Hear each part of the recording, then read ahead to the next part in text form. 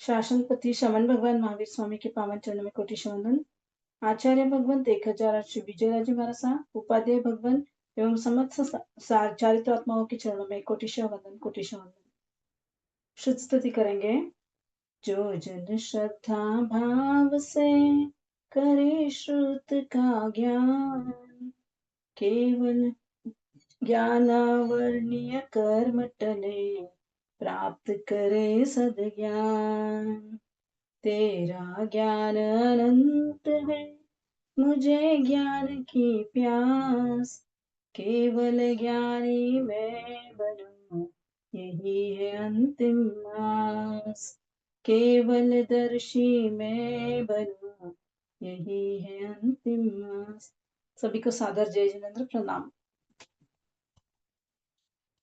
पिछली कक्षा में हमने लवण समुद्र के बारे में जाना था। उसमें कितने कलश होते हैं, कैसे होते हैं, दगमाला कैसी होती है, उसके बारे में जाना था। आज हम जानेंगे धातकी खंड के बारे में। तो धातकी खंड कहाँ पर स्थित है?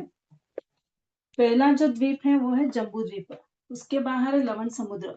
जम्बू द्वीप जो है 1 लाख योजन का है और लवण समुद्र 2 लाख योजन का। इसके बाहर क्या है? धातकी खंड है। तो धातकी खंड कितने लाख योजन का है, यानी डबल हो जाएगा। ये 1 लाख योजन का है, लवण समुद्र 2 लाख योजन का है। तो ये धातकी खंड कितने लाख को होगा? 4 लाख योजन का होगा। डबल हो जाएंगे तो 1 2 और 4 डबल हो जाएगा। 2 का डबल 4 लाख योजन का धातकी खंड हो जाएगा। इसमें जो है इक्षुकार पर्वत आया हुआ है बीच में। तो इसके 2 पार्ट्स हो गए, पश्चिमी धातकी खंड, पूर्वी धातकी खंड और पश्चिमी धातकी खंड। जैसे 2 पार्ट्स हो गए। ये जो इस साइड जो है पश्चिमी धातकी खंड है। ये पश्चिम दिशा, ये पूर्व दिशा, पूर्वी धातकी खंड और ये पश्चिमी धातकी खंड। इसके 2 पार्ट्स हो गए, पूर्वी धातकी खंड है और पश्चिमी धातकी खंड। यहाँ पर क्या क्या है? जैसे जम्बू द्वीप में पर्वत और क्षेत्र और पर्वत थे, उसी प्रकार यहाँ पर भी क्षेत्र और पर्वत थे। तो पहला क्षेत्र कौन सा था जम्बू द्वीप में? भरत क्षेत्र था। इसके बाद पर्वत आएगा चुल हिमंत पर्वत, यानी इसकी जो सीमा पर जो पर्वत है वो चुल हिमंत पर्वत है। उसके बाद कौन सा क्षेत्र आएगा? हेमंत क्षेत्र आएगा। उसके बाद पर्वत आएगा महाहिमंत पर्वत। तो पहला क्षेत्र भरत क्षेत्र था, दूसरा क्षेत्र हेमंत क्षेत्र, पहला पर्वत चुल हिमंत पर्वत, दूसरा पर्वत है महाहिमंत पर्वत। फिर आएगा हरिवर्ष क्षेत्र। हरिवर्ष क्षेत्र के बाद पर्वत आएगा निषद पर्वत। फिर महाविद्य क्षेत्र आएगा, फिर रम्यकवर्ष क्षेत्र आएगा। यहाँ पर जो है नीलवंत पर्वत है, यहाँ पर निषद पर्वत है। फिर रम्यकवर्ष क्षेत्र आएगा, उसके बाद पर्वत आएगा रुक्मी पर्वत। फिर हिरण्यवश क्षेत्र आएगा, फिर पर्वत आएगा शिखरी पर्वत, फिर ऐरावत क्षेत्र आएगा। इस प्रकार जैसे जिस प्रकार जम्बू द्वीप में था, जम्बू द्वीप में यहाँ से शुरू होता, यानी दक्षिण दिशा शुरू होकर उत्तर दिशा तक फैला हुआ था, उसी प्रकार यहाँ पर भी जो है 7 क्षेत्र आएंगे, 6 पर्वत आएंगे और नदियां भी वैसे है। यहाँ पर भरत क्षेत्र में गंगा नदी है और सिंधु नदी है, और यहाँ पर भी 2 नदियां, हेमंत में भी 2 नदियां आएंगी।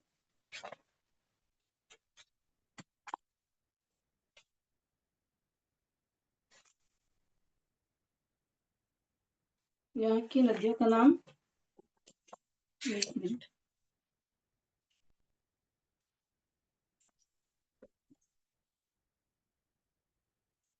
ये गंगा नदी, सिंधु नदी है। हेमंत क्षेत्र में रोहितांश, रोहिता और रोहितांश नदी है।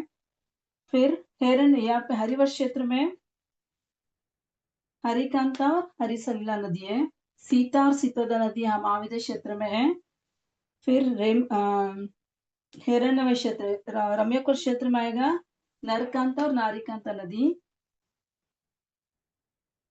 हिरण्यवश क्षेत्र में सुवर्णकुला और रूप्यकुला नदी आएगी।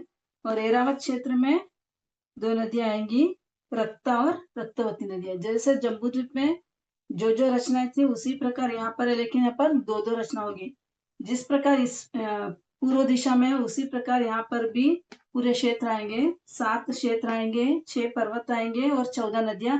जैसे यहाँ पर 2 नदियां एक एक क्षेत्र में बहती है, वैसे ही यहाँ पर भी जो है 2 नदियां एक एक क्षेत्र में बहती है। और यहाँ पर जो है महाविद्य क्षेत्र में 8वीं 25वीं विजयी 8वीं 25वीं और 9वीं 24वीं विजय में तीर्थंकर विराजमान है, यानी विहरमान भगवान विराजमान है। तो यहाँ पर कौन से होंगे? जम्बू द्वीप में 4 विहरमान थे और यहाँ पर क्यों कौन से आएंगे? 5वें नंबर के विहरमान होंगे। 5वें नंबर के कौन है? सुजात प्रभ जी।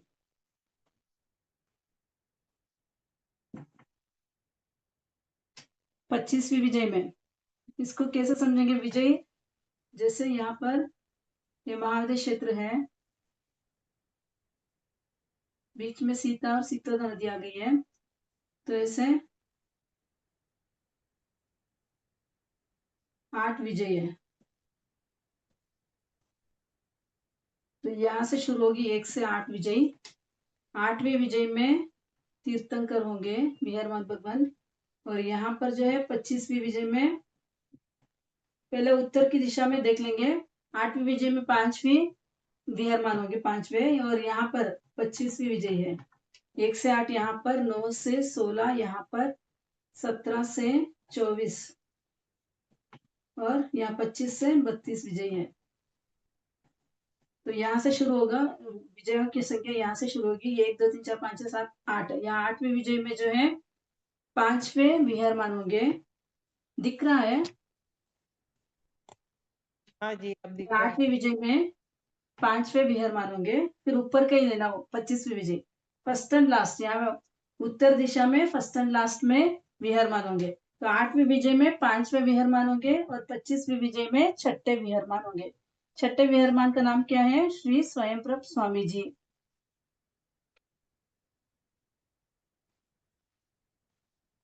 स्वयंप्रभ स्वामी जी।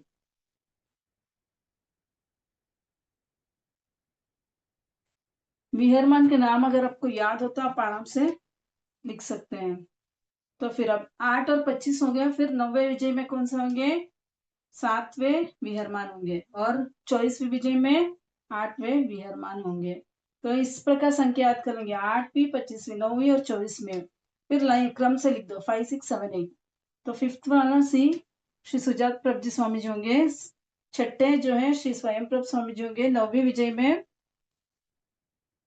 श्री ऋषभानंद स्वामी जी होंगे।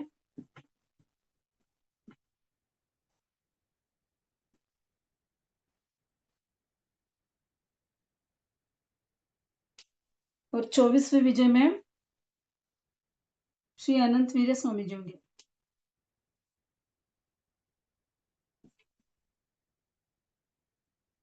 ये जो विजय है ये कौन सी धात की खंड में है? ये पूर्वी धात की खंड में। यहाँ की जो है ये पूर्वी धात की खंड के बारे में बोल रहे हैं। पूर्वी धात की खंड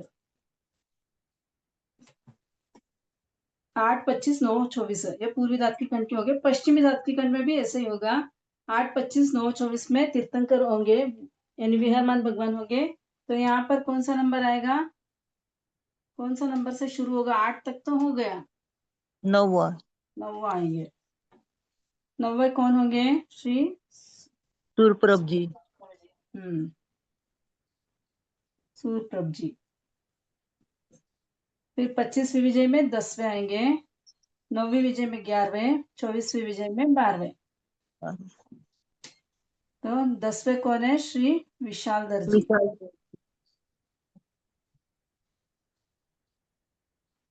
8वीं 25वीं हाँ 9वीं और 24वीं। हाँ वज्रधर 8 जी। 25 9 और 24। फिर श्री वज्रधर स्वामी जी। 11वें विहरमान कौन है? श्री वज्रधर स्वामी जी। यहाँ पर पूर्वी धात की खंड नहीं है, ये पश्चिमी धात की खंड लिखना पड़ेगा यहाँ पे। तो 12वीं विजय में कौन है? श्री चंद्रानंद जी। चंद्रानंद जी। चंद्रानंद जी।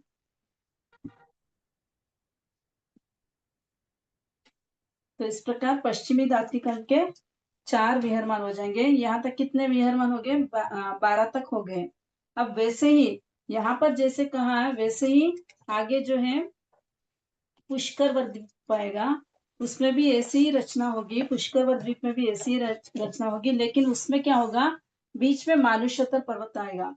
ये समझ में आ गए आपको? तो यहाँ पर कितने एक कितने क्षेत्र हुए? 2 भरत क्षेत्र हुए, 2 हेमवत, 2 हैरिवास, 2 महाविदय, 2 रम्यकवर्ष, 2 हिरण्यवत और 2 ऐरावत क्षेत्र। ऐसे 2-2 क्षेत्र होंगे। और पर्वत भी यहाँ पर 2-2 पर्वत होंगे। 2 चुलिमंत पर्वत होंगे, 2 महाहिमवंत, 2 निषद पर्वत, 2 नीलवंत पर्वत, 2 रुक्मी पर्वत और 2 शिखरी पर्वत होंगे। तो धातु जैसे खंड, भरत क्षेत्र में एक एक था, वैसे यहाँ दो दो है। हाँ यहाँ 2-2 है क्योंकि यहाँ पे इक्षुकर पर्वत आ गए ना, ये इक्षुकर पर्वत आ गए जो इसको 2 विभागों में बांट दिया है। इस क्षेत्र को, धात्विक खंड को 2 विभाग में बांट दिया है। इसलिए यहाँ पर जो है 7 क्षेत्र तो है, 6 पर्वत भी है। जैसे जम्बूद्वीप में कहा था वैसे ही यहाँ पर भी है। ये समझ, आप अभी जुड़े हैं क्या? हाँ, मैं हाँ 10 मिनट लेट हो गई हूँ। ठीक है। तो यहाँ पर ऐसे ही वहां पर जो था भरत क्षेत्र था, हेमवत क्षेत्र, हरिवश क्षेत्र, रम्यकवश क्षेत्र, हिरण्यवश क्षेत्र और ऐरावत क्षेत्र। इसी प्रकार यहाँ पर 2-2 नदियां सब में भी है।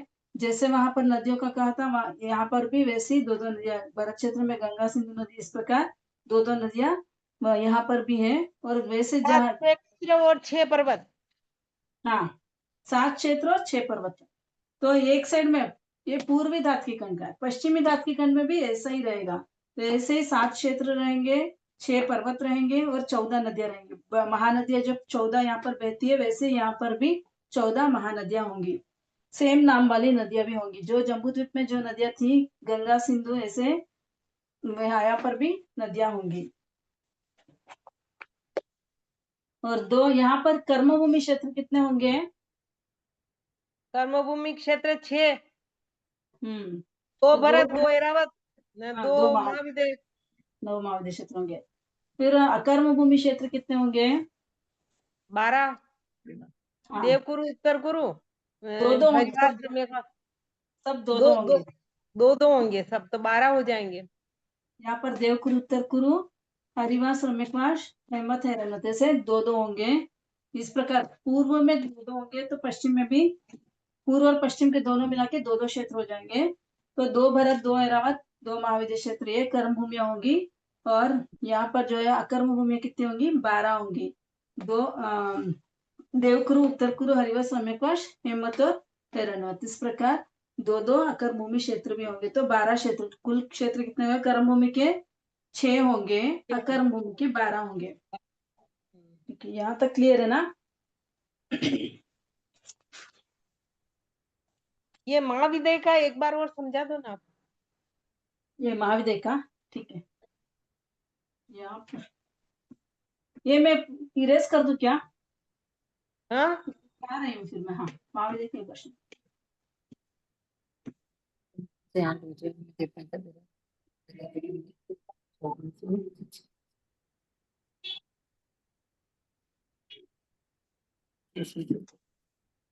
ये महाविद्य क्षेत्र है ना, यहाँ पर बीच में मेरू पर्वत आया हुआ है।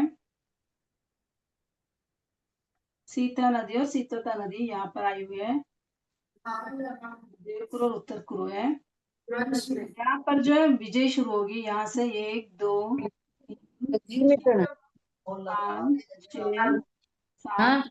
हाँ क्यों 4 बजे में जो भी बात कर रहे हैं प्लीज अपना फोन म्यूट रखें। बॉक्स चॉकलेट देंगे। हाँ लाइट चालू यहाँ पर भी 8 विजय होंगी।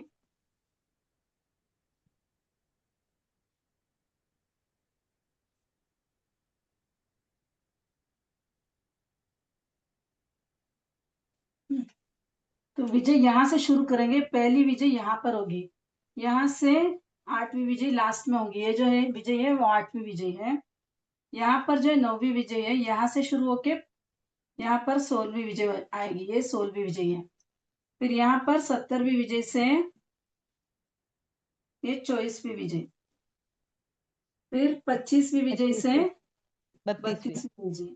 ये जो है तो 32वीं विजय। जैसा भरत क्षेत्र में बताया था वैसा का वैसे ही है। वैसा के वैसा यहाँ पर भी है, महाविद्य क्षेत्र में भी। लेकिन जैसे वहां पर तीर्थंकर करते हैं, वहां पर यहाँ पर भी ऐसे ही तीर्थंकर होंगे। लेकिन यहाँ 5वें नंबर के विहरमान होंगे। तो 8वीं विजय में कौन से होंगे? 5वें नंबर के विहरमान होंगे। फिर यहाँ पे 25वीं विजय में छठे नंबर के ऊपर का पहले लेना है आपको, अपने को उत्तर दिशा का जो पहले लेना है। तो जो लास्ट विजय है, यानी लास्ट विजय कौन से, यहाँ पर 8वीं विजय और यहाँ पर 25वीं विजय, इसको इस प्रकार याद रख सकते हैं। तो लास्ट विजय कौन सी है, 8वीं विजय में तीर्थन करोगे, यहाँ विजय में तीर्थन करोगे। फिर 9वीं विजय, नीचे जो है, नीचे लास्ट विजय कौन सी है, 9वीं विजय है। 9वीं विजय में और 24वीं विजय, यहाँ पर जो लास्ट विजय कौन सी है, 24वीं विजय। तो अभी वर्तमान में विहरमान भगवान जो विचरण कर रहे हैं यहाँ पर मिलेंगे, 8वीं विजय में, 25वीं विजय में, 9वीं विजय में और 24वीं विजय में।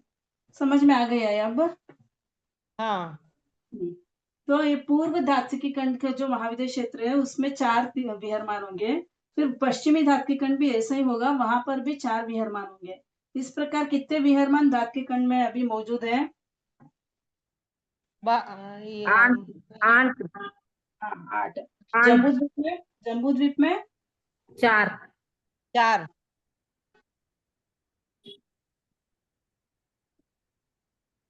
अभी जैसे धात्विक खंड का कहा था वैसे ही पुष्कर द्वीप में भी है, लेकिन ये जम्बूद्वीप है, लवण समुद्र, लवण समुद्र आएगा। फिर ये धात्विक खंड है,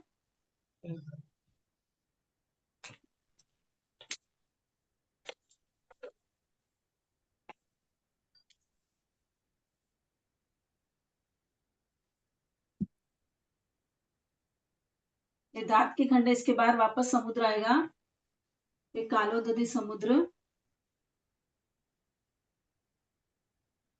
फिर आएगा पुष्कर द्वीप,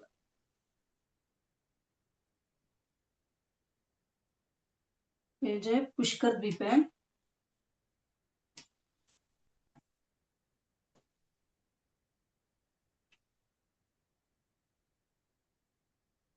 पुष्कर द्वीप है, ये कितना क्योजन का है, 1 लाख क्योजन का है। लवण समुद्र 2 लाख क्योजन का, 2 लाख।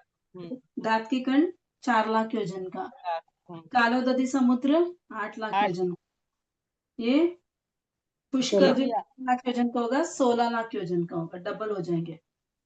ये समझ में आ गया?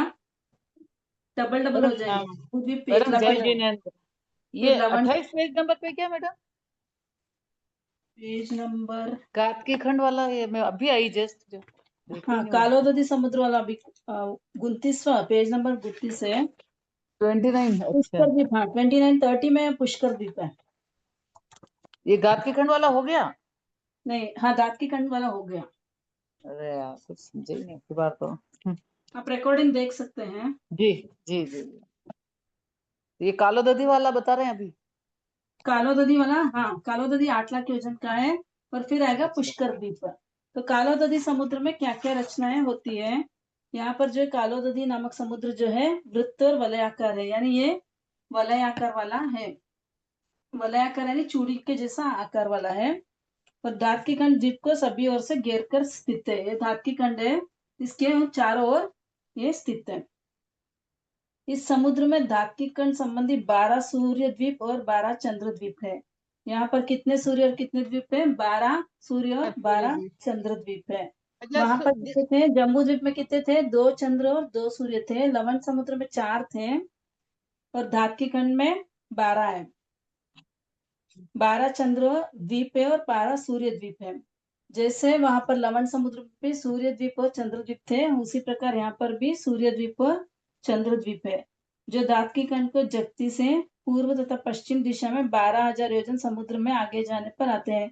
यानी धात्विक खंड से 12 योजन आगे जाने पर जो है ये द्वीप आते हैं, सूर्य द्वीप और चंद्र द्वीप।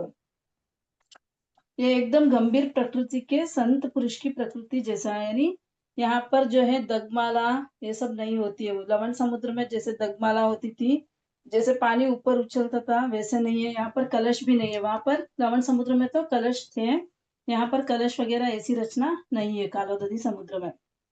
ये जो कालोदधी समुद्र है 8 लाख योजन का है। और इस समुद्र का पानी जो है इसका रंग काला है एवं स्वाद में सामान्य पानी जैसा स्वादिष्ट एवं पुष्टिकारक है। लवण समुद्र में कैसा पानी था? खारा पानी था। यहाँ पर कैसा पानी है? ये रंग में काला है लेकिन स्वाद में सामान्य पानी जैसा स्वादिष्ट और पुष्टिकारक है। सुंदर मेघ से बरसने वाले पानी मधुर शांत प्रशांत है। इसमें पाताल कलश आदि नहीं है, जिसमें ज्वार भाटा उदगमाला भी नहीं होती है। और इस समुद्र में कितने योजन के कचमच रहते हैं? यहाँ पर जो है 700 योजन के मत्स्य इस समुद्र में रहते हैं। ये कालो नदी समुद्र के बारे में हो गया। पुष्कर द्वीप के बारे में, तो पुष्कर द्वीप जो है 16 लाख योजन का है। इसमें बीच में क्या आ गया? मानुष्योत्तर पर्वत आ गया। ये जो है बीच में चारों ओर मानुष्योत्तर पर्वत है। ये पूरा पर्वत है, इसके आगे मनुष्य नहीं होंगे, तो इसीलिए इसको अर्ध पुष्कर द्वीप बोलते हैं। पुष्कर द्वीप पूरा में मनुष्य नहीं है, अर्ध पुष्कर द्वीप में ही मनुष्य होते हैं। ये कौन सा पर्वत है? मानुष्योत्तर पर्वत है। यानी ये पर्वत पूरा गोल आकार से पुष्कर द्वीप के बीचों बीच में आया हुआ है, इसको मानुष्योत्तर पर्वत बोलेंगे।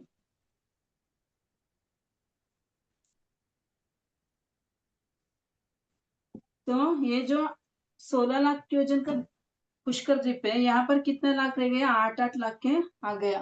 तो ये 60 लाख योजन में मनुष्य रहते हैं, इसके आगे मनुष्य नहीं रहते। यानी इस मानुष्योत्तर पर्वत के आगे मनुष्य होते ही नहीं है, सिर्फ इस 8 लाख की योजन में मनुष्य होते हैं। यहाँ पर भी जो है धातु खंड में जैसे रचना बताई थी वैसी रचना यहाँ पर भी होगी। यहाँ पर भी 2 इक्षुकार पर्वत होंगे, जैसे इक्षुकार पर्वत होंगे। फिर यहाँ पर भी भरत क्षेत्र, हेमवत क्षेत्र, हरिवर क्षेत्र, महाविद्य क्षेत्र, हिरण्य क्षेत्र, रम्य क्षेत्र और ऐरावत क्षेत्र। इस प्रकार 7 क्षेत्र और 6 पर्वत होंगे, 14 नदियां होंगी। सेम जैसे धात्विकन में बताया था वैसे यहाँ पर भी होंगे सब। तो यहाँ पर भी 2 भरत, 2 ऐरावत, 2 महाविद्य क्षेत्र कर्म भूमियां होंगी, और जो अकर्म भूमियां वो कितनी होंगी? 12 होंगी। और नदियां भी वैसे ही होंगी, 14 नदियां होंगी। तो ये तो भी इसमें 8 लाख योजन का ही हुआ न, वो भी 8 लाख योजन में ही हुआ ना। हाँ, घाट नहीं की वो खंड भी 8 लाख योजन में नहीं, मनुष्य है। धात्विकन 4 लाख योजन का है। ये धात्विकंड है। तो ये 8 लाख योजन का है। 8 लाख अच्छा, योजन का कालो नदी समुद्र है। कालो नदी कालो समुद्र। नदी समुद्र, तो ये 16 लाख का है, तो 8 लाख में ही है इसका हाँ, वो। तो 8 लाख का रहेगा ये फिर। तो घाट की खंड से डबल तो हो गया ना। हाँ, डबल हो गया ना। तो इसको जो अंदर का जो है इसको आभ्यंतर पुष्कर द्वीप बोलेंगे। आभ्यंतर यानी अंदर वाला, आभ्यंतर पुष्कर द्वीप है। तो और जो अभ्यंतर ये में मनुष्य रहते हैं, बाहर वाले में। आभ्यंतर में, अंदर वाले में, और बाह्य पुष्कर द्वीप, ऐसे 2 विभाग हो जाते हैं। अंदर वाला जो है आभ्यंतर है, और बाहर बाहर वाला जो है बाह्य पुष्कर द्वीप है। आभ्यंतर पुष्कर द्वीप में मनुष्य रहते हैं अंदर। ये मनुष्योत्तर पर्वत है, इसके अंदर रहेंगे मनुष्य, इसके बाहर नहीं रहेंगे, इस साइड नहीं रहेंगे मनुष्य, इसके अंदर रहेंगे। यहाँ पर ये आभ्यंतर पुष्कर द्वीप है, यहाँ पर मनुष्य होंगे। और इसके बाहर जो है बाह्य पुष्कर द्वीप है, यहाँ पर मनुष्य नहीं होंगे। ये 16 लाख योजन का है, 8 लाख में है, तो इसकी सब परिधि योजन ज्यादा होंगे क्या नदियों के, जैसे क्षेत्र के? हमवद, हाँ, हिरणवद। तभी बड़े बड़े ही होंगे ना, यहाँ पर क्षेत्र भी बड़े होंगे, नदियां भी बड़ी होंगी, क्योंकि 8 लाख योजन का है ना, तो बड़े ही होंगे क्षेत्र भी।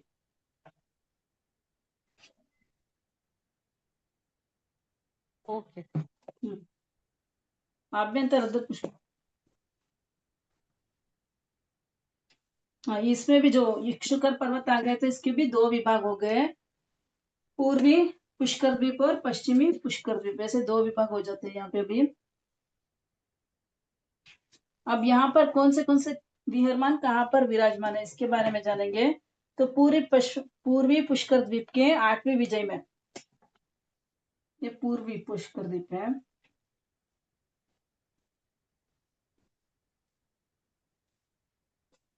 यहाँ पर भी 8, 24, 9, 8, 25, 9, 24 इस प्रकार लिख लेंगे। फिर यहाँ पर कौन सा विहार मानोगे? नंबर बोल देंगे, पहले नंबर बोल देंगे, कौन सा से शुरू होंगे यहाँ पर? 13, हाँ, 13, 13, 14, 15, 15, 16। 13वें कौन है? चंद्रप्रभ स्वामी जी। यहाँ पर श्री चंद्रप्रभ स्वामी जी है।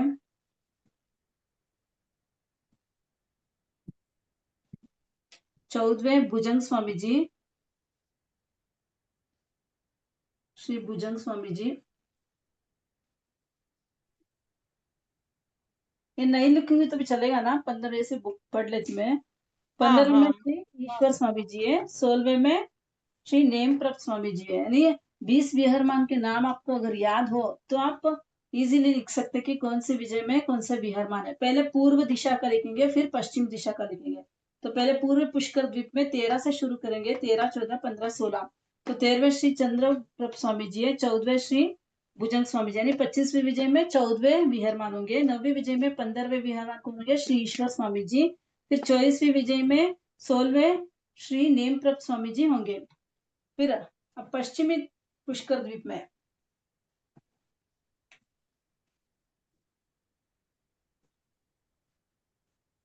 तो यहाँ पर कहाँ से शुरू करेंगे? 8वीं विजय में कौन से विहरमान होंगे? 17, 17 से शुरू करेंगे। 17, 18, 19, 20। 20। फिर 20 ही विहरमान हो गए यहाँ पर।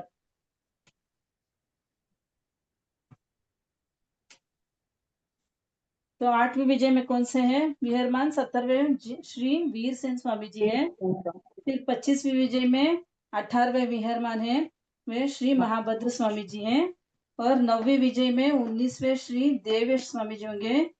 और 24वीं विजय में 20वें विहरमान श्री अजित वीर स्वामी जी विराजमान है। तो ऐसा कभी हुआ है क्या? कितने पूरे जो जितने भी विजय है उन सब में भी तीर्थंकर हुए थे क्या? ऐसा प्रश्न है। यानी कितने कितने विजय है? 32 विजय है। तो 32 विजय में भी 32 इंटू 5 करेंगे। जम्बू द्वीप में 32 विजय हैं, फिर दात की खंड में 32 विजय हैं, फिर पुष्कर द्वीप में अर्ध पुष्कर द्वीप में भी 32 विजय हैं। तो 32 यहाँ पे 64 विजय हो जाएंगे। दात की खंड में 64 विजय होंगे, 32 और 32। और पुष्कर द्वीप में भी 32 और 32 64 विजय होंगे।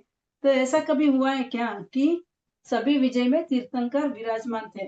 तो विजय कितनी हुई? टोटल विजय कितनी है? महाविजय क्षेत्र कितने हुए टोटल? 5। इसीलिए इसको अड़ाई द्वीप बोलते हैं। यानी जम्बू द्वीप एक द्वीप हो गया, फिर लवण समुद्र, फिर धात्की खंड एक द्वीप हो गया, फिर पुष्कर द्वीप आधा में मनुष्य, इसीलिए इसको अड़ाई द्वीप भी बोलते हैं। तो अभी पहले जो जम्बू द्वीप पे थे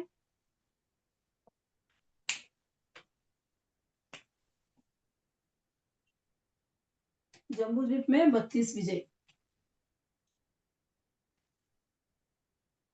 फिर धात्की खंड में 64, फिर पुष्कर द्वीप में अर्ध पुष्कर द्वीप में 64। इस प्रकार टोटल विजय कितनी हुई? 160। 160। तो ऐसा कभी हुआ है जब 160 इन पूरे 160 विजय में भी तीर्थंकर विराजमान थे? तो भगवान फरमाते हैं हाँ हुए थे। किस समय हुए थे? जिस समय भरत क्षेत्र में दूसरे तीर्थंकर अजितनाथ महाप्रभु विराजमान थे, उस समय में अड़ाई द्वीप पर 160 ही विजय में तीर्थंकर विचरण कर रहे थे। यानी उस समय जम्बू द्वीप के 32 विजय में, धात्की खंड के 64 विजय में एवं अर्ध पुष्कर द्वीप के 64 विजय में तीर्थंकर विराजमान थे। उस समय पूरे अड़ाई द्वीप में कुल 170 तीर्थंकर थे। यानी 5 भैरव क्षेत्र में भी तीर्थंकर थे और ऐरावत क्षेत्र में भी तीर्थंकर थे। 5 भरत के मिलाएंगे तो वहां पर भी थे 5, फिर ऐरावत क्षेत्र में भी। तो अजितनाथ भगवान के समय 5 भरत, 5 भरत में एक तीर्थंकर थे या नहीं हो? हाँ, उस समय भरत ऐरावत क्षेत्र में भी तीर्थंकर थे। तो और 10 मिला देंगे तो कितने हो जाएंगे? 170 तीर्थंकर हो जाते हैं। जैसे 108 विजय, ये तो 108 ही विजय में तीर्थंकर रहते हैं कि एक विजय में ही रहते हैं? सभी विजय में थे उस समय पे। उस समय 1 तो से 8 विजय सभी वर्णन विजय में में। इस वीरमान का वर्णन जो आता है नहीं, तो 8वीं विजय, 24वीं विजय, 25वीं विजय, ये 9वीं विजय और 25वीं विजय आता है। तो फिर कैसे समझ में आता है किस समय किस विजय में रहे तीर्थंकर? वही तो भगवान फरमा रहे कि दूसरे जब अजितनाथ प्रभु विराजमान थे, उस समय में सभी विजय में तीर्थंकर थे। अभी 20 ही है, उस समय में हो सकते हैं 32 विजय में भी 32 विहरमान हो सकते हैं, लेकिन अभी जो है अभी 20 विहरमान ही विचरण कर रहे हैं। तो जैसे ये फरमाते हैं ना कि 20 तीर्थंकर हमेशा विचरण करते हैं, तो फिर हाँ, वो तो ये उस 20 समय तो 160 कैसे हुए यूं उस समय कैसे हुए? ये तो जगन्य 20 है, उत्कृष्ट तो 160 और 170 बोलते ना। अच्छा, पहले जगन्य, पहले ठीक पद है, में कितने जगन्य होते हैं? जगन्य 20 है। 20 ये जगन्य 20 तो कभी भी रहेंगे ही। ओके ठीक है, ओके, हाँ, यही जगन्य बात 20 समझ कभी नहीं आती रहेंगे। बार बार कि जब अभी जैसे 8वीं 9वीं भी और 24वीं और 25वीं विजय का ही जिक्र आ रहा है, तो फिर हम्म वो पहले कैसे रहे ये समझ में नहीं आ रहा था। नहीं नहीं, सभी पूरे विजय में हो सकते हैं, जैसे पूरे विजय एक में साथ जन्म लेते हैं, एक साथ दीक्षा होती है हाँ। इनका, एक हम्म साथ मोक्ष होता है, केवल ज्ञान एक साथ होता है। ऐसे ही होता है, सब एक साथ ही होंगे। तो ये 20 वीरमान की इनका अभी ऐसे हुआ, पूर्व में जो तीर्थंकर 32 ही विजयों में रहे, जैसे हम्म 160 विजय में रहे, तभी उन सब तीर्थंकरों का ऐसे ही हुआ है क्या? हाँ, सबका ऐसे ही हुआ था, सभी एक साथ जन्मे थे, सभी एक साथ में तीर्थंकर दीक्षा लेते हैं, फिर एक साथ में मोक्ष पधारते हैं। ये जो है ओके, 70वें तीर्थंकर में, एक मिनट है। कुंतुनाथ भगवान। हाँ, कुंतनाथ भगवान के टाइम पे वो सब है ना निर्वाण को प्राप्त होते हैं, ऐसा मैंने सुना है। अभी जो है 20 विहरमान जो अभी विचरण कर रहे हैं, वो कब होंगे बोले तो 7वें, अगली जो भविष्य में जो 24वीं होगी, उस समय जो 7वें तीर्थंकर होंगे, उनके समय में वो सब निर्वाण प्राप्त करेंगे। अभी जो सीमंदर स्वामी युगमंदर स्वामी सब है विचरण जो कर रहे हैं, वो कब निर्वाण को प्राप्त होंगे? जब आगामी 24वीं के 7वें तीर्थंकर होंगे, उस समय ये सब जो है निर्वाण को प्राप्त करेंगे। ओके, उदयनाथ भगवान के यानी 20वें तीर्थंकर मुनि सूरत भगवान के निर्वाण के पश्चात इन सबने दीक्षा ली, एवं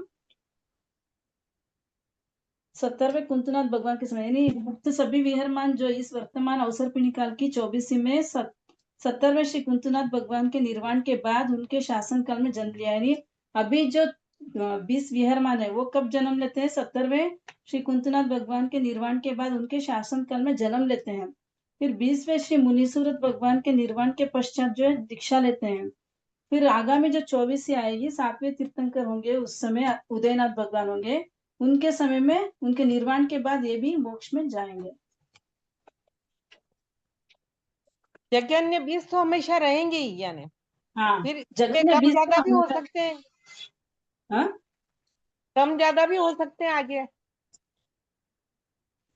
ऐसा सुना नहीं है, कम ज्यादा भी हो सकते हैं, लेकिन 20 तो जगन्य रहते ही हैं।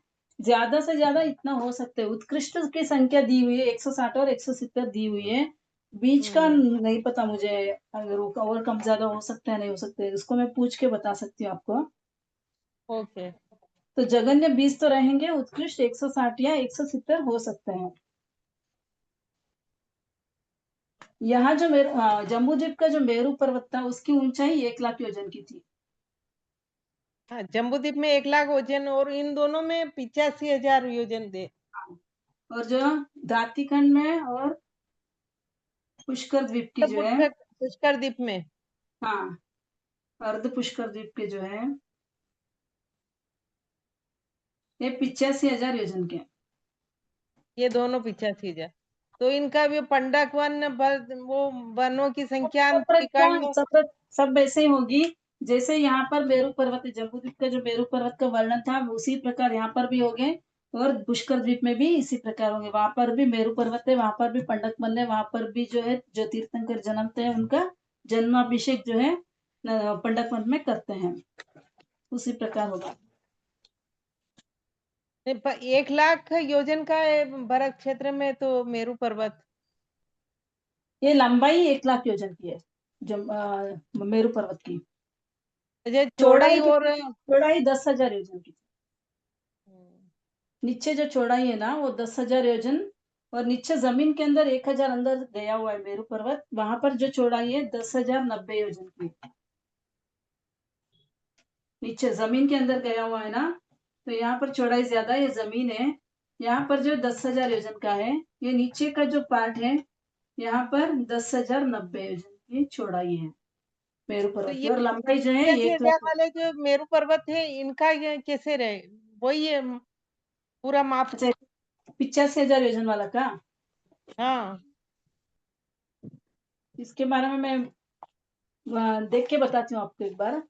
जैसे वर्णन तो पीडीएफ से बाहर नहीं आएगा परीक्षा में तो, पर नहीं आएगा, जम्बूद्वीप लेकिन में हाँ, जो मेरू मेरू पर्वत है उसका 1 लाख योजन का जो सब बता रखे हैं आंकड़े, वो 85,000 का अलग, इसमें अलग नहीं बता रखा है, तो फिर आना तो नहीं चाहिए इसमें अभी तो, पर वो यूं अपनी हाँ, नीचे जिज्ञासा से से। कितने हैं, हाँ, चौड़ाई कितनी है इसका, 1 मिनट में देख के बताती हूँ। अगर मैं अभी मिल जाए मुझे तो मैं बता देती हूँ, नहीं तो फिर नेक्स्ट क्लास में बताने के भाव रखती हूँ।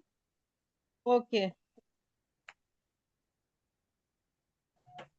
देख रहे हो, अगर मिल जाए तो ठीक है।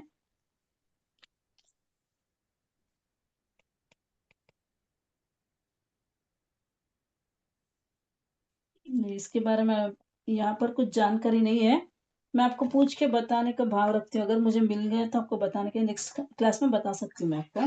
अभी मुझे इतना ही पता है कि उसकी लंबाई 85,000 योजन की है। हाँ जी।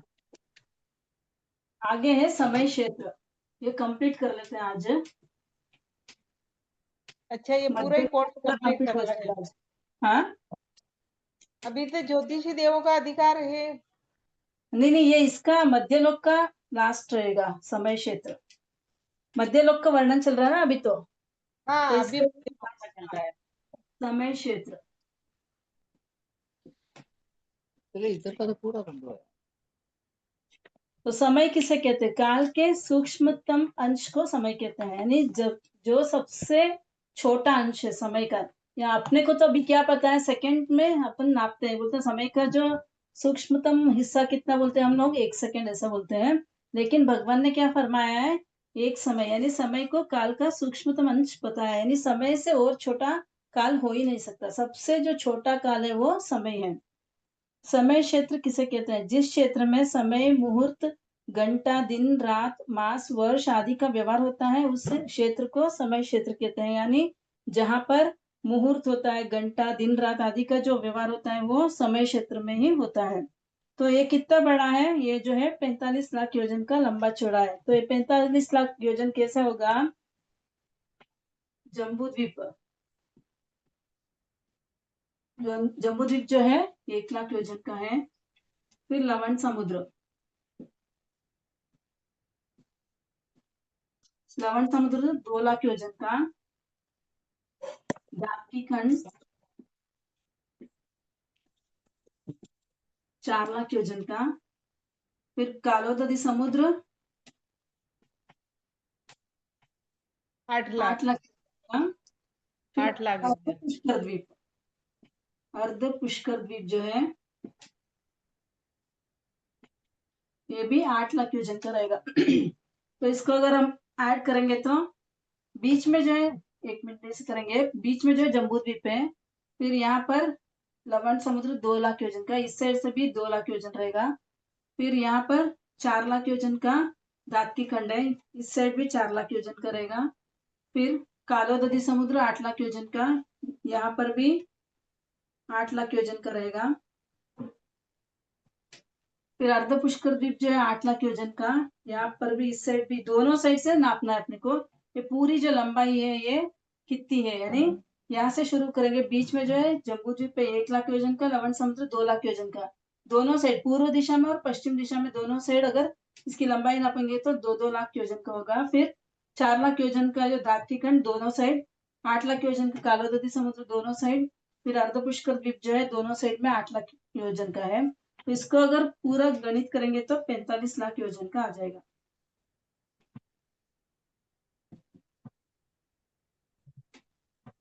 एक और 4, 5, 5 और 4, यहाँ से अगर करेंगे तो भी एक को छोड़ दो, 2 और 4 6, 6 और 8 14, 14 और 8 22, 22, यहाँ पर भी 22 और यहाँ पर 22 22, और 22, एक 22, 44 ने एक और एक 45। जम्बू द्वीप का। तो इसको ऐड करेंगे तो 45 लाख योजन आ गया। तो यहाँ पर ही जो है 45 लाख योजन में ही जो है ये समय का व्यवहार चलता है, यानी दिन रात आदि जो व्यवहार है वो अड़ाई द्वीप में होता है, उससे बाहर वहां पर दिन रात आदि नहीं होते हैं। आगे जो असंख्यात द्वीप समुद्र है उनमें व्यवहार नहीं है ये। वहां पर दिन रात का व्यवहार नहीं होगा। तो अड़ाई द्वीप में कितने कर्मभूमि क्षेत्र हो गए? अभी 15 कर्मभूमि क्षेत्र हो गए, 5 भरत, 5 ऐरावत और 5 महाविद्य क्षेत्र हो गए। और समय क्षेत्र में अकर्म भूमि क्षेत्र कितने होंगे? 30 अकर्म भूमि क्षेत्र होंगे, 5 देवकुरु, 5 उत्तर कुरु, 5 हरिवंश, 5 रम्यकवंश, 5 हेमवत और 5 हैरवत क्षेत्र होंगे। और इसमें कुल मनुष्य क्षेत्र कितने हैं? तो 101 मनुष्य क्षेत्र है। 15 कर्म भूमि मनुष्य, 30 अकर्म भूमि और 56 अंतर्द्वीप। ऐसे मनुष्य क्षेत्र कितने होंगे? 101 मनुष्य क्षेत्र होंगे। 56 अंतर्द्वीप कहाँ पर स्थित है? पिछली क्लास में करवाया था। 56 लवण समुद्र में। हाँ, लवण समुद्र में 56 अंतर्द्वीप है। और यहाँ पर टोटल विजय कितनी है? 160 विजय है, यानी जम्बू द्वीप के 32 विजय है, 64 धात्विकण के और अर्ध पुष्कर द्वीप पे 64 विजय। इस प्रकार टोटल जो विजय है कुल 160 विजय 160। है। मनुष्य क्षेत्र में गर्भज मनुष्यों की संख्या 29 अंक प्रमाण बताई गई है, यानी मनुष्य क्षेत्र में कितने मनुष्य हो सकते हैं, गर्भज मनुष्य कितने हो सकते हैं, तो उनकी जो संख्या वो संख्याती होगी। जो 29 अंक प्रमाण, यानी कुछ भी संख्या लिखेंगे 29 अंक में जो संख्या आएगी उतने मनुष्य हो सकते हैं।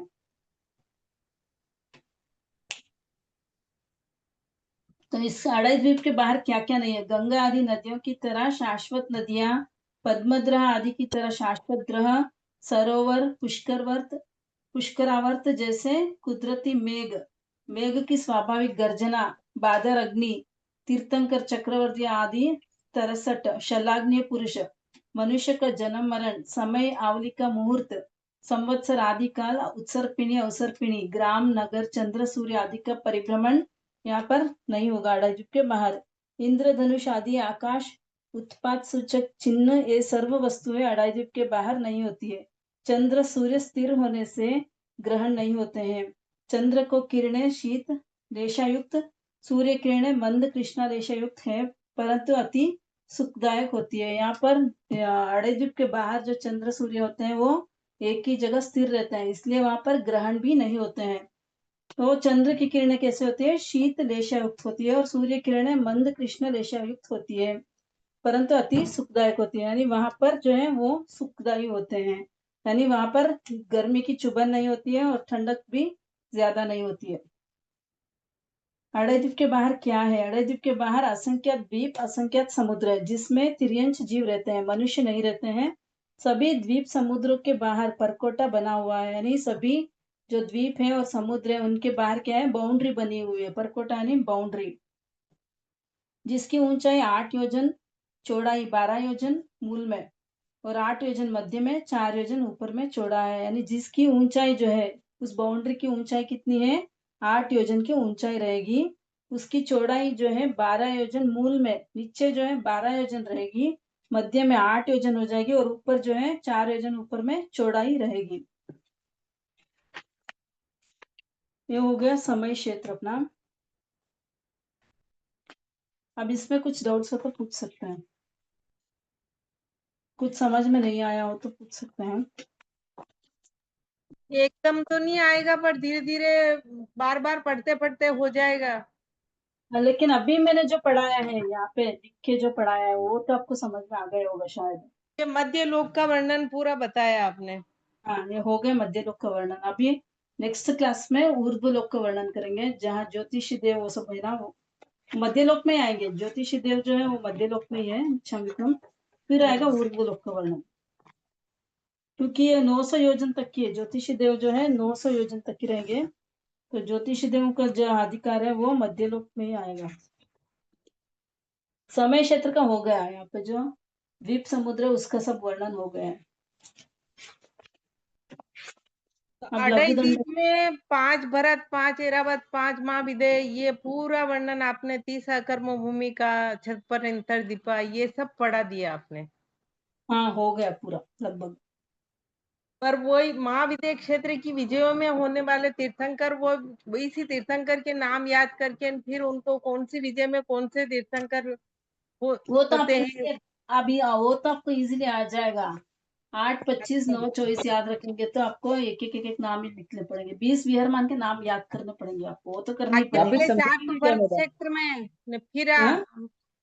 आगे वाले वापिस 4 समझाएंगे क्या वैसा? विहरबान कोई वर्ग बोल रहे क्षेत्र में म्यूट के साथ, दूसरे जने म्यूट रखे। हाँ सर, जी आप बोलिए। मैं कह रही हूँ, वापिस समझाएंगे क्या? वापिस कौन रिपीट थोड़ा। कौन सा समझाना आपको? आप बोलिए तो मैं समझाऊंगी। कौन सा वो समझाना? फर्स्ट में इसके पहले वाला जो बताया था ना, वो मैं थी नहीं, तो थोड़ा हल्का एक बार बता दे। अच्छा, तो वही दाँत की खंड का। ये थोड़ा टफ है ना, तो समझ में थोड़ा। ठीक है, मैं अभी वो पूरा पिक्चर नहीं लिख सकती हूँ, अभी मैं आपको हाँ पिक्चर से समझा देती हूँ एक बार। हाँ? हाँ, ऐसे। हाँ, ऐसे थोड़ा सा।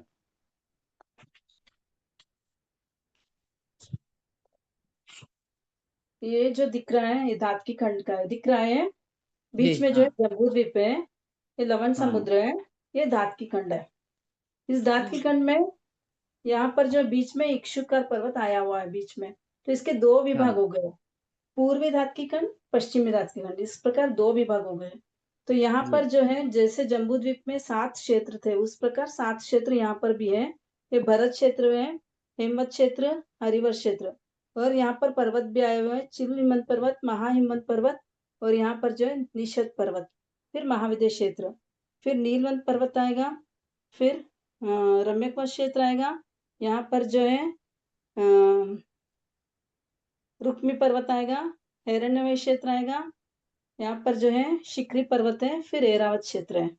ये जो 7 क्षेत्र हैं और 6 पर्वत है, यहाँ पर आ गए हैं। और नदियां भी ऐसे ही है, जैसे भरत क्षेत्र में 2-2 नदियां थी, गंगा सिंधु नदी थी, यहाँ पर रोहिता रोहितांशा, हरिसलीला हरिकांता हरिसलीला, फिर यहाँ पर सीता सीतोदा, फिर यहाँ पर भी 2 नदियां हैं, नारिकांता नरकांता, फिर रूप्यकुला सुवर्णकुला, फिर यहाँ पर आएगी रक्ता और रक्तवती नदी, यानी ऐरावत क्षेत्र की भी 2 नदियां। इस प्रकार हम्म। जिस प्रकार जम्बूद्वीप में थे नदियां, वैसे ही उसी नाम की नदियां यहाँ पर भी है, और क्षेत्र भी हम्म। वैसे ही नाम के हैं, यहाँ पर कुछ अलग नहीं है, सेम है। तो ये पूर्वी दाँती खंड के 2-2 क्षेत्र हो गए, यानी हम्म। 2 भरत, पूर्व में एक आएगा, पश्चिम में एक आएगा, तो दाँती खंड में 2 भरत हो गए, 2 ऐरावत क्षेत्र हो गए, ऐसे हेमवत हिरण्यवत हरिवास सम्यकवास, ऐसे 2-2 क्षेत्र होंगे। कर्मभूमि के भी देवकुरु उत्तर को भी 2 होंगे, महाविद्य क्षेत्र भी 2-2 होंगे। इस प्रकार कर्म भूमियां कितनी होंगी? 2 भरत, 2 ऐरावत और 2 महाविद्य क्षेत्र होंगे। फिर अकर्म भूमियां कितनी होंगी? 2-2 होंगे, वो भी 2 देवकुरु, 2 उत्तर कुरु, 2 हरिवास, 2 रमकवास, 2 हेमवत और 2 हिरण्यवत। इस प्रकार अकर्म भूमि के 12 क्षेत्र होंगे और कर्म भूमि के जो 6 क्षेत्र होंगे। और यहाँ पर महाविद्य क्षेत्र में, इसमें जो है विजय आई हुई है, पूर्वी दाँती खंड की विजय में और पश्चिमी दाँती खंड की विजय में। यहाँ पर 4 विहरमान होंगे, यहाँ पर भी 4 विहरमान होंगे। 8वीं, 25वीं, 9वीं और 24वीं विजय में 4 विहरमान होंगे। यहाँ पर पश्चिमी दाँती खंड में भी 8वीं, 25वीं, 9वीं और 24वीं विजय कभी। में विहरमान विराजमान है। तो जम्बूद्वीप में 4 हो गए, फिर आगे के 4 यहाँ पर होंगे, उसके आगे के 4 पश्चिम में होंगे। तो इस प्रकार 12 विहरमान यहाँ पर हो गए, दाँती खंड तक 12 विहरमान हो जाते हैं। फिर अर्ध पुष्कर द्वीप में और 12, इसी प्रकार अर्ध पुष्कर द्वीप का भी सेम वर्णन है, सेम ऐसे ही है। अच्छा। सेम ऐसे ही है। जी। अब लघु दंडक आहार द्वार, टाइम हो जी। गया है।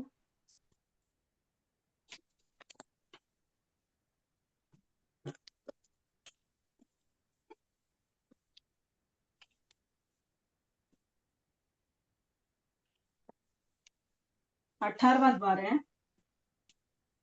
आहार द्वार।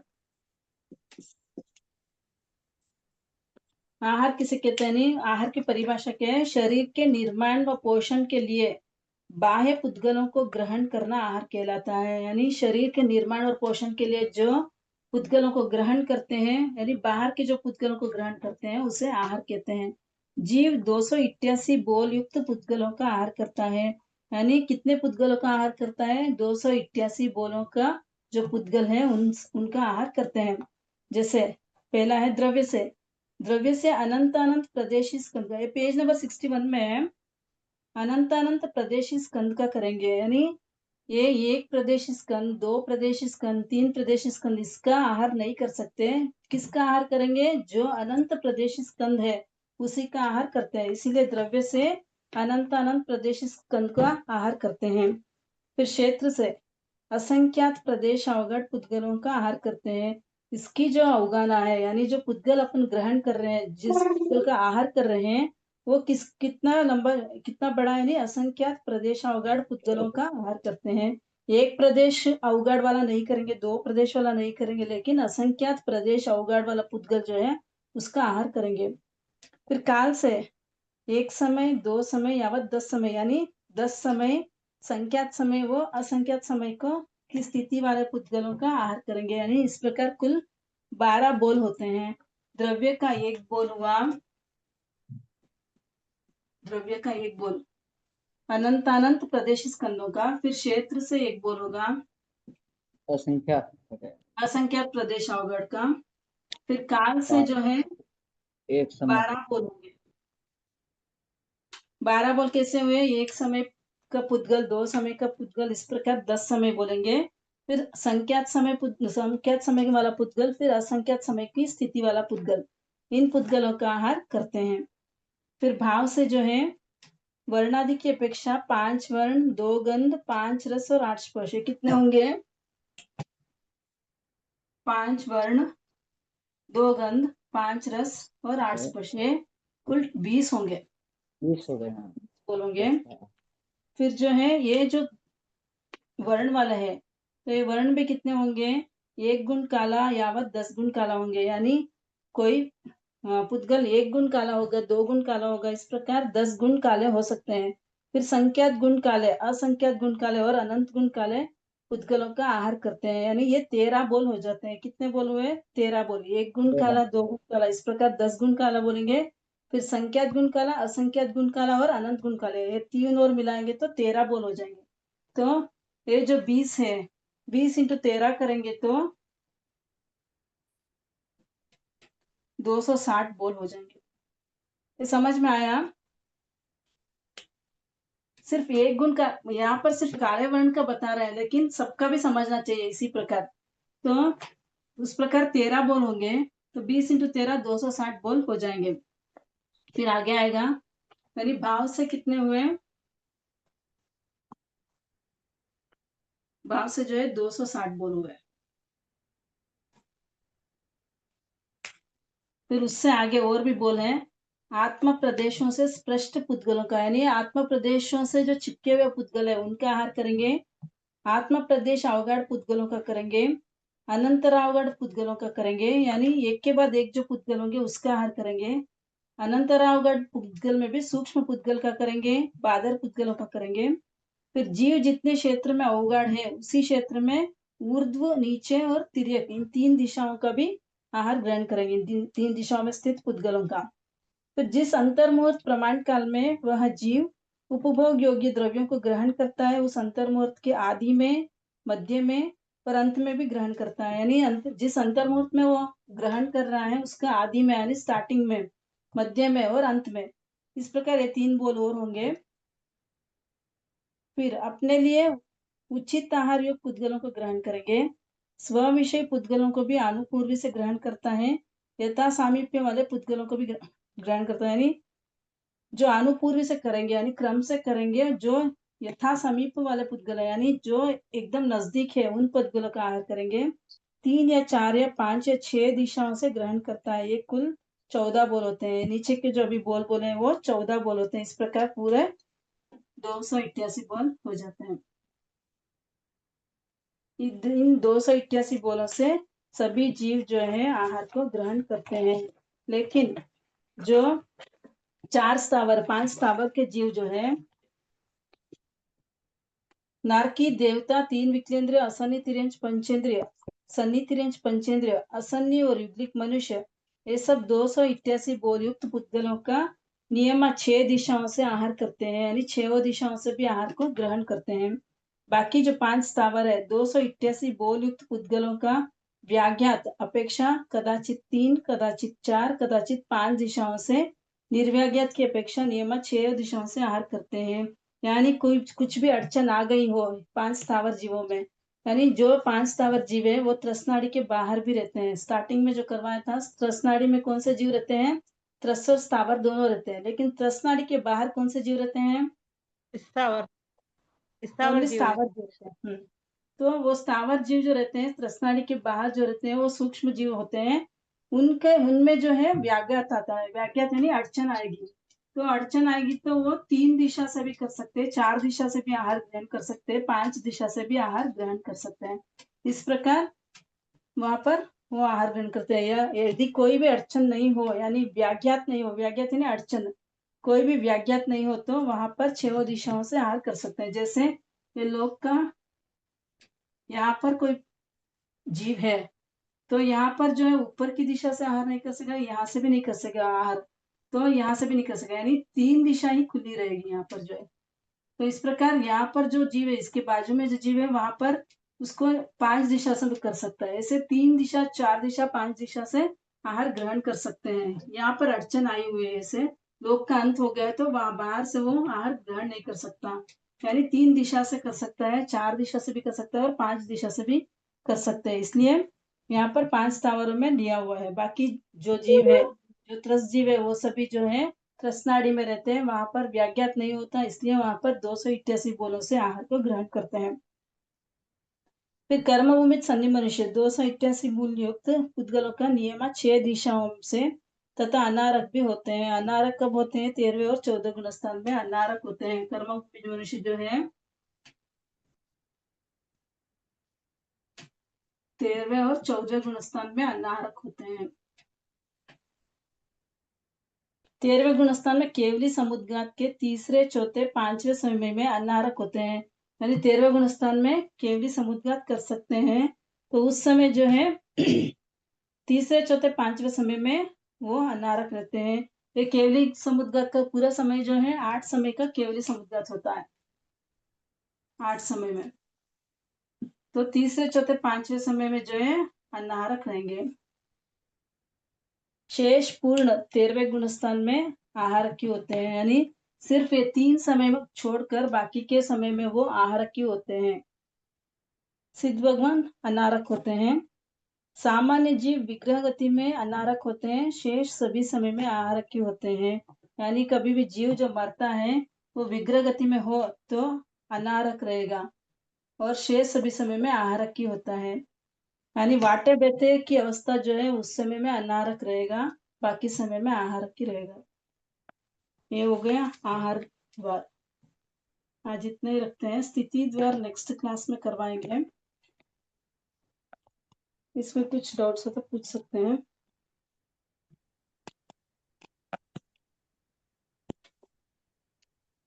ये द्रव्य कैसे से याद अनंत कर देंगे आप? प्रदेशी आत्म प्रदोष से स्पष्ट पुद्गलों को, ये पूरा वर्णन जो दिया गया ये याद करना पड़ेगा क्या? एक बार ये समझ दो लीजिए, आप सब नहीं पूछेंगे एग्जाम में, आप एक सिर्फ समझने के लिए बस एक बार आप समझ सकते हैं 288 बोल कौन सा है करके बस। 288 बॉल और ये 275 ये सब यार क्या है? 274 ये सब बॉल कैसे है? मतलब क्या है? आप कैसे समझा आपने? हमको भी वैसे बता दो। नहीं, जैसे ना कहाँ कहाँ से कौन से पुद्गलों को ग्रहण कर रहे हैं, तो पुद्गल कैसे कैसे होते हैं उन पुद्गलों के बारे में बता रहे हैं जो हाँ 288 बोल रहे हैं। यानी पुद्गल अपन क्या ग्रहण कर रहे हैं, पुद्गल को ही ग्रहण कर रहे हैं। तो 1 समय का पुद्गल है, 2 समय का पुद्गल है, 3 समय का पुद्गल है, तो कौन सा आहार ग्रहण वो कर सकते हैं, उन सब बोलों का भी कर सकते हैं। तो ये सब बोल इसमें आ गए। ये जिस पुद्गल में अपन ही आ गए क्यों? अपना अपना ही पुद्गल है में ये अपन जो चैप्टर। आहार ग्रहण करते हैं ना वो पुद्गल। हाँ हाँ, वो पुद अपना शरीर भी पुद्गल ही है वैसे तो, लेकिन हाँ अपन जो आहार ग्रहण कर रहे हैं वो पुद्गल। अच्छा अपन आहार किसका ग्रहण कर रहे हैं? पुद्गलों का ही आहार ग्रहण कर रहे हैं, तो वो पुद्गल कैसे कैसे हो सकते हैं करके उसका बोल है यहाँ पे बस। अच्छा तो संख्यात समय का भी हो सकते हैं, असंख्यात समय के पुद्गल को भी ग्रहण कर सकते हैं। आत्मा के समीप जो पुद्गल है उनको ग्रहण कर रहे हैं, कि जो दूर है उनको ग्रहण कर रहे हैं। ऐसे जो अंतर्मुहूर्त में जो ग्रहण कर रहा है वो मध्य, पहले का अंतर्मुहूर्त, मध्य का अंतर्मुहूर्त, अंत का अंतर्मुहूर्त, ऐसे अलग अलग बोल बन गए हैं। तो इन सब बोलों से भी अपन आहार ग्रहण कर चुके हैं, करते हैं और करते रहेंगे जब तक संसार में है। अच्छा तो सभी जीव जो है 288 बोलों का आहार करते हैं। बस अलग ये अलग 288 तक ही करते हैं, इससे ज्यादा तो नहीं होता है, बस 288 तक ही करते हैं वो ये। तो भगवान फरमा देते हैं। भगवान ने हाँ नहीं ये, फरमाया, भगवान तो इतना ही फरमाया कि हाँ 288 तो बोलो। बस यही, हाँ 288, तो यही याद रखना हमको, बस 288 तक करते हैं। हाँ, एक बार समझ लीजिए बस, और कुछ नहीं है। अच्छा। वर्ण भी अभी वर्ण वर्ण के हिसाब से एक गुण काला, 2 गुण काला, यानी कोई थोड़ा सा काला है, कोई बहुत ज्यादा गहरा काला है, उससे गहरा काला है, इससे गहरा, इस प्रकार 10 गुण काला बोलते हैं। फिर संख्यात गुण, असंख्यात गुण और अनंत गुण काला बोलते हैं। अनंत वर्ण। 13 बोल हो जाते हैं, 13 बोल, यानी सबके भी 13 बोल होंगे। जो 20 बोल बोले ना, 5 वर्ण, 2 गण, 5 रस, 8 स्पर्श बोले ना, हाँ ये जो 20 हाँ। बोले इनके भी जो है सबके 13 बोल होंगे। तो इसलिए वहां पे 260 वेद दिए हुए हैं। अच्छा, 260 तो क्या है, उसमें आए ना विकार, विकार होते हैं, 260 तो क्या है। ये अलग है, वो अलग है, विकार अलग है, वो अच्छा विषयों का वो, विकार है। शब्द रूप अच्छा गंध रस स्पर्श, हाँ वहां पे विकार है। 5 इंद्रियों के 23, 223। 23, हाँ 240 विकार, 360, क्या पता क्या ये तो भूल गए। 5 इंद्रियों के 23 विषय और 240 विकार होते हैं, 240 वो विकार। वहां पे वो 5 इंद्रियों के बारे में, 5 इंद्रिय अच्छा, कितने वो पांच विषय। इंद्रियों के बारे में ये हम्म, डिटेल में मतलब। ये आहार का है, आहार के पुद्गलों के बारे में। आहार के पुद्गलों के बारे में। यहाँ पर ये अलग है, अच्छा वो अच्छा। यहाँ वो पे पहली शब्द बार रूप पढ़ रहा गंध था, अभी देखा नहीं, इसलिए मैंने कहा पहली बार है तो थोड़ा यहाँ फर्स्ट पे बार ही आया देखा। हुआ है, मैं इसलिए इसको बता रही हूँ आपको, बाकी हाँ हाँ, इतना नहीं जरूर। फिर भी आप एक बार समझ ले तो ठीक है। इतने नहीं नहीं, प्रकार का सही है, रहेगा सही है क्लास। सही। क्लास और कुछ डाउट्स है तो पूछ सकते हैं। नेक्स्ट फ्राइडे को भी क्लास नहीं रहेगी शायद।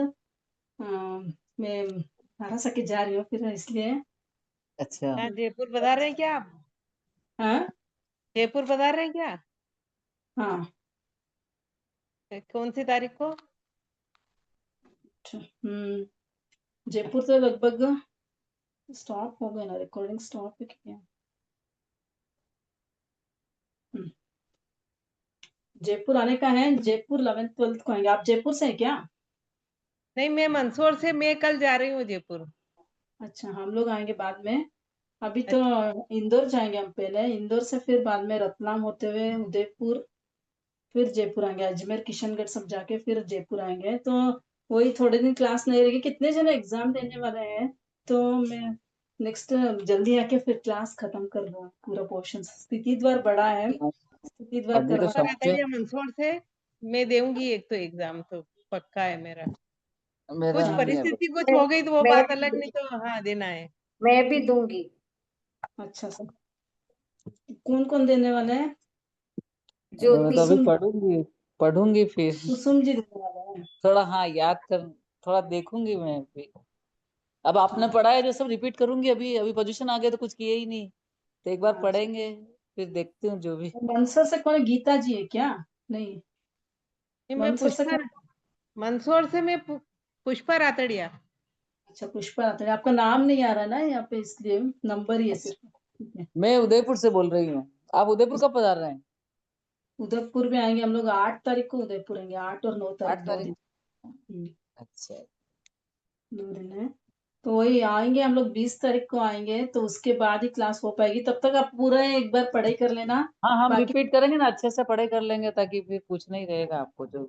फिर आप बाकी क्लास फिर रोज 7-8 दिन रोज लेंगे तब पक्का हो पाएगा हमारा। अच्छा। हाँ है, कठिन है, थोड़ा टफ तो है। हाँ, अब पहली बार इतना मध्य लोग ने, तिरछा लोग आप ने जल्दी सब। आप जल्दी जल्दी रिकॉर्डिंग भी करो। सुन लेना एक बार, और रिकॉर्डिंग भी सुन लेना, और एक बार ये देख भी लेना, पढ़ाई भी कर लेना। वैसे इतना तो मुश्किल नहीं है, कर सकते हाँ हैं। मैं ज्यादा हार्ड रिकॉर्डिंग भी सुनती रहती हूँ पुरानी, जब भी फ्री होती हूँ पुरानी रिकॉर्डिंग सुनती हूँ। तो भी ठीक है। एक जैसा आज महाविद्या क्षेत्र का आपका आमने सामने समझा, वो हम्म बात थोड़ी अलग ही है। हाँ, तो आप देख सकते हैं, वापस रिकॉर्डिंग देख के आप वापस समझ सकते हैं। फिर आप पढ़ाई करो तो आपको जल्दी समझ में आ जाएगा। रिकॉर्डिंग आप एक बार देख लो, और उस साथ में पढ़ाई भी करते रहो, तो आपको जल्दी समझ में आ जाएगा। ज्यादा पुराना मुश्किल नहीं। प्रश्न पत्र, पुराना प्रश्न पत्र डाले नहीं आप तो, ताकि सोल्व करने में ये। हाँ ठीक है, मैं बोलती हूँ। रोहित भैया डालेंगे, उनको बोल दूंगी, वह डाल देंगे वो एक आधा प्रश्न हाँ पत्र। 1 तारीख से एग्जाम शुरू हो जाएंगे, अक्टूबर 1 से। तो एक मुझे हाँ, अक्टूबर तो तो हमारी 9 अक्टूबर को है हमारी। हाँ, एक आपके महीना नोट। बचा है। हाँ तो आज फिर से वो 1 महीना ही है, आप समझ लो आप, क्योंकि मैं 20 कहूंगी मैं। अगर प्रश्न पत्र है ना मेरे पास, तो जो भी क्वेश्चंस बने हुए हैं आपको ग्रुप में डाल दूंगी, आप एक बार देख लेना। और ये जो हाँ, हम ड्राइंग सोल्व करते रहेंगे उनको। वो सोल्व भी करने करना। से क्या कॉन्फिडेंस आता है कि हम दे पाएंगे। ठीक है, फिर वो है ना जो यहाँ पर जो फिगर्स मैंने ड्रॉ किए थे वो थोड़ा बहुत वो भी एग्जाम में आ सकते हैं। जैसे मेरू पर्वत है, कलश है, कलश में जो 3 प्रकार जैसे पानी वायु है, उस प्रकार सभी पिक्चर्स भी ड्राइंग में दे सकते हो। वो भी ड्रॉ करके आप समझाओ करके, चित्र बनाकर समझाओ करके वैसे भी पूछ सकते हैं। और वो बहुत नदियां ज्यादा और वो हार्ड भी वाला नहीं। जो हाँ, सितोदी सब नदियां भी, नाम भी ऐसे भी पूछेंगे क्या? नदियां वगैरह तो कम ही पूछते हैं अभी तक। क्षेत्र, जैसे क्षेत्र पर्वत है, क्षेत्र पर्वत को दिखाओ, जम्बूद्वीप का चित्र बना के कितने क्षेत्र है, कितने पर्वत है, ऐसा पूछ सकते हैं। नदियां वगैरह भी है, नदियां वगैरह अभी इतना हार्ड पूछा नहीं है कभी, उसका नहीं पता, अभी देखते हैं आगे। जम्बूद्वीप में मेरू पर्वत, एरावत, भरत में जैसे जितने भी क्षेत्र हैं वो उनको दिखाना पड़ेगा, फिर सभी नदियां नहीं। उनमें। हाँ, जैसे जम्बूद्वीप का ड्राइंग करके आपको सिर्फ क्षेत्र कौन सा है, कौन सा पर्वत है, बस इतना ही दिखाना है आपको। बस ओके 7 क्षेत्र का नाम लिखना है आपको, और 6 पर्वतों का नाम लिखना है। आप ड्राइंग करके पिक्चर ड्रॉ करते हैं, बस इतना ही रहेगा। हाँ। क्लास एंड करते हैं अभी। नेक्स्ट 20th के बाद ही क्लास रहेगी, 20 तारीख के बाद क्लास रहेगी। 20 तो तारीख के, हाँ सर, 20 के बाद। हाँ 20 तारीख को आऊंगी मैं, तो 20 ओके तारीख के बाद ही क्लास रहेगी। क्वेश्चन पेपर्स में देखती हूँ, मेरे पास जो भी है मैं आपको भेज देती हूँ, इसमें ग्रुप में डाल दूंगी। ठीक है sir, okay sir. Class and करते हैं। अहो गुरु सा कृपा करीने दीदी ज्ञान की बात, भव में न भूलेंगे आपका उपकार हो भगवन, आपका उपकार। अभिनय जो हो गया मुझको माफ करो, मेरे सारे कर्म मन को आप ही दूर करो, ओ भगवन आप ही दूर करो। जिनवाणी की व्रत कुछ भी कहने में आया तो इच्छा में क्रम गुरु भगवंतों से जो भी जाना है, जो भी सीखा है, वो आपके सामने निवेदन करने का छोटा सा प्रयास है। सभी को जय जिनेन्द्र। हाँ सर, जय जय जिनेन्द्र। जिनेन्द्र सर, जय बहुत बहुत जिनेन्द्र। धन्यवाद आपका बहुत बहुत आभार। जय जिनेन्द्र, धन्यवाद। जय जय जिनेन्द्र। जिनेन्द्र सर। जय जय जिनेन्द्र। जिनेन्द्र। जय जिनेन्द्र।